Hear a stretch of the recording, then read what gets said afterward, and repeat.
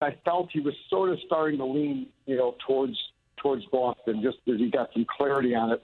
And as that happened, as we were going through that conversation, all of a sudden my phone starts blowing up that there's a report that Gordon has made a decision that he's going to Boston. And so I don't even know where it came from.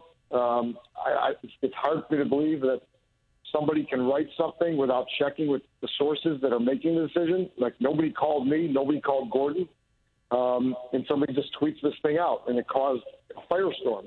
So at that point, I had to get off the phone with him and stop the craziness and call the teams to make sure they knew nothing had happened. And then and he was very upset, obviously, because he didn't want that to come out like that. He had not made a final decision. And so we regrouped and went through it. And, and we had, a long time ago had made a decision. He wanted to say things in his words. He wanted to, this was a tough decision for him. So we made a decision to go through the Players Tribune so the words could come out. We couldn't do it on his website because we knew it would crash. Which, in fact, it crashed, even though we weren't putting anything up. It crashed earlier in the day, so we made the right decision on that.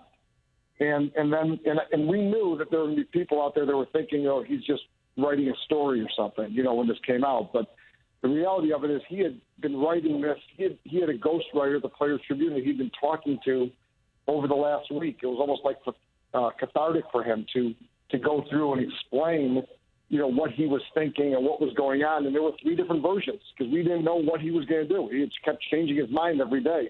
And the final version was going to be just to add in, the last paragraph of what he was doing. And so ultimately, a couple hours went by and he made a decision. And then we picked up the phone and I called all the teams and let them know.